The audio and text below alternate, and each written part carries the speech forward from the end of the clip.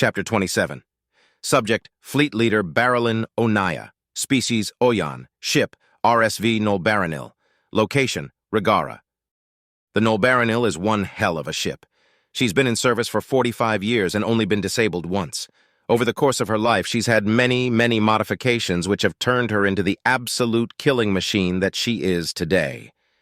She began life as an Oyan battleship, but over the course of her service became a blended flagship that perfectly resembles the melding pot that the Republic strives to be. There isn't a single species that's prohibited from serving aboard the Nolbaranil. In fact, all of them do. It's not exactly perfect harmony, but we get by. The occasional interspecies fight now and then, as well as the standard crew drama, keeps things nice and spicy. The fighting was usually between the Isolin and Duliki, but we would occasionally get confrontations between the other races as well. The most recent was a fight between a Kinron and a Juntor, of all things. Other leaders might see this as a bad thing, but I see it as an inevitability. When different cultures are forced into close proximity with each other, there's bound to be misunderstandings and conflict. As long as they're handled appropriately, though, it gives birth to understanding and friendship. Of course, if it's mishandled, it can devolve into bitter blood feuds, but that's why I take a personal interest in making certain it's handled correctly. I chuckled to myself, remembering the confrontation between the Kinron and the Juntor, the two most docile species in the Republic laying into each other over the proper usage of a tool. They had ended up making up, and after their injuries were treated, even became friends. Such is the way of life in the Republic. I wonder about the so-called United Systems, though. The Nolbaranil had just finished repairs after our most recent battle with the OU, and we had been expecting to leap right back into battle when we got our current orders: lead a fleet to an alien system to help defend it. I had been receiving intel packets daily ever since, and their contents have aged me considerably. The United Systems is a cooperative governing entity maintained by 4 species. They are more technologically advanced than we are, and seemingly more well-versed in galactic-scale conflicts than we are. After reading shiphead Yulina's reports on the aliens as well as their own explanations of their capabilities, I could only come to one conclusion about their request for our help. They intended to use us as number buffers and perhaps even bullet sponges. I was a little sore about this, but it was also understandable. After all, we had dragged them into this conflict with our lackadaisical blind jump retreat policy. I knew that would bite us in the rear eventually. We're fortunate that they didn't ask us for anything more than a defense fleet. I felt the corners of my eyes lift in a smile. I wondered what their reaction would be to our 2 million vessels showing up in their system. They hadn't told us their exact fleet makeup, but they had informed us that they only had 50 million ships. Our fleets typically had 1 million ships, so theirs must only have 200,000 or so. Maybe even 250,000. Fleethead, Squad 4 has finished resupply and is standing by for orders, my second-in-command, Hindle, informed me. Good. Have them continue to stand by until everyone's finished. Keep the FTLDs humming so we can jump immediately, I responded. This fleet had been a logistical headache to muster. It was primarily composed of 2 fleets with fillers from various other fleets to make up for prior casualties. My command, the Yinori Rattling Blades fleet, as well as the Horus Mighty Hammer fleet, made up the bulk of the ships. Fleet Leader Poulon had been sore about me getting the command of the combined fleet. Unfortunately for him, Yinori fleet had more ships than Horus fleet, and plus Poulon had been due for a leave anyway. I had decided to split the fleet into 4 squadrons of 500,000 ships and appoint commanders from within those squadrons. This would allow me to give orders more efficiently and keep us from stepping on each other's toes. A lack of proper delegation was poison for a large fleet. "How's Squad 1 doing?" I asked. Hindle took a moment to check before she answered.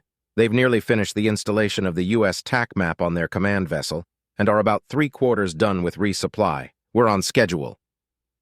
The United Systems Tactical Map. An absolutely ingenious tool of war that had actually alleviated most of my aversion towards leading a force this large.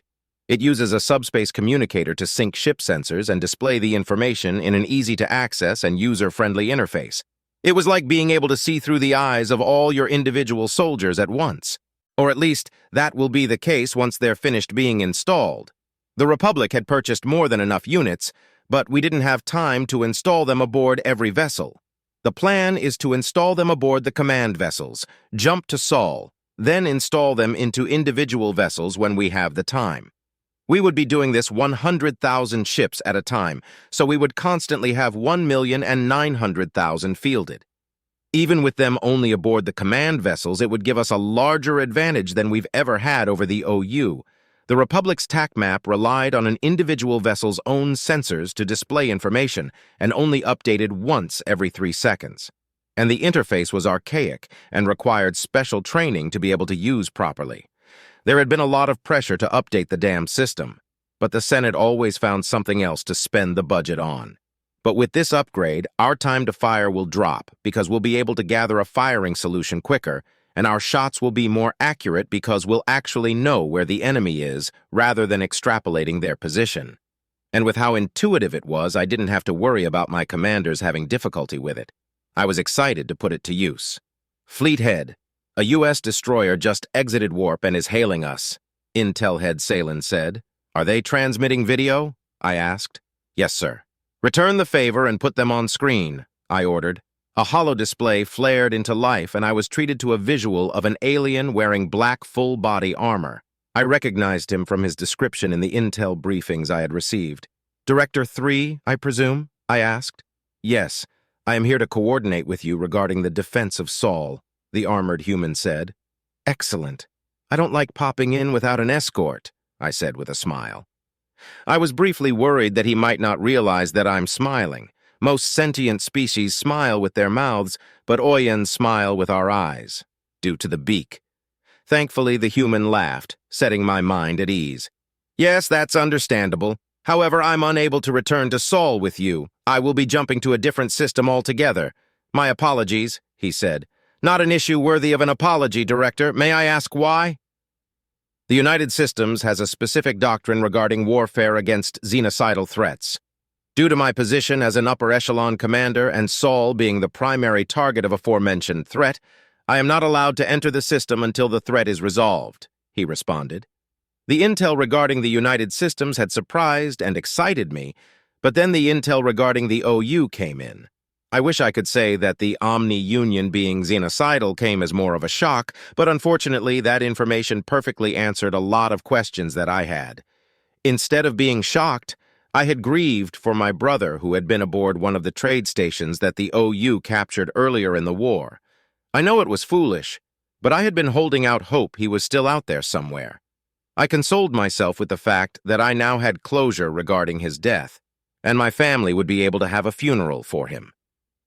Understood. So, what's the procedure going to be? I asked. Once you've finished your preparations, you will jump to coordinates that are outside of the system where you will be hailed by Admiral Heckett or one of his subordinates. You will then be provided coordinates to your defensive position. You can then jump to those coordinates or approach via sublights, whichever is best for your vessels. Omega, please give them the coordinates, he said. It is done, another voice answered as a message appeared at my terminal. Omega, the human-made AI. I felt ambivalence towards the United Systems AI. On the one hand, they're incredibly dangerous beings that have already been at war with the US once. On the other hand, anything is incredibly dangerous given the right circumstances. Might as well just go with the flow, though. Thank you. Is Admiral Heckett our primary point of contact? I asked. Admiral Heckett or his designated officer is your point of contact for tactical purposes. For anything else, please contact Shiphead Yulina of the RSV Loalana, Director 3 said. I stifled my grin and asked, You've got Yulina acting as a diplomat? Yes, we don't have a permanent diplomatic envoy assigned as of yet. Do you know the shiphead? Director 3 responded. He served under me in his first command before the Loalana was refitted as a scout ship, I laughed. He's definitely got a diplomatic spirit, but it would seem he considers that to be his biggest character flaw. Director 3 laughed as well. Well, I suppose he'll have to tough it out until the Republic is able to assign a replacement. It's important for our continued diplomatic relations that we are able to understand the context behind any requests, and he's in a unique position to be able to help us do that. Indeed. Well, We will be finished with our preparations within a day and a half if things continue to go as planned. I look forward to meeting Admiral Heckett and working with the United Systems, I said. Director 3 nodded and said, We look forward to working with you as well. Godspeed. As the holo display powered off, I once again laughed to myself at Ulina's expense. Ulina's father, High Commander Illyriona, was likely responsible for his current position. Illyriona was notorious for creative punishments and was known for being a harsh parent. He undoubtedly knew the exact buttons to push to make certain that his son got the proper amount of corrective action. Hell from on high was a phrase that was created to describe Illyriona's punishments. Standard punitive measures sometimes felt unfair, but I knew personally that whatever punishment you got from High Commander Illyriona was exactly what you deserved. I stopped laughing as I remembered having to scrub my own ship's latrines as a shiphead for undermining the authority of my commanding officer in front of junior officers. It had taken a decade for Hindle to let me live that down. Still, it had taught me a valuable lesson about authority and pride without relieving me of my command. If I had received the standard punishment, I doubt that I would be as effective of a commander as I am now. I might not even have become a fleet head. Sir, the U.S. vessel has entered warp and Squad 1 is finished with the installation of the TAC map. We can boot them up now, Hindle said. Good. Let's familiarize ourselves with the new toy, I said with a smile.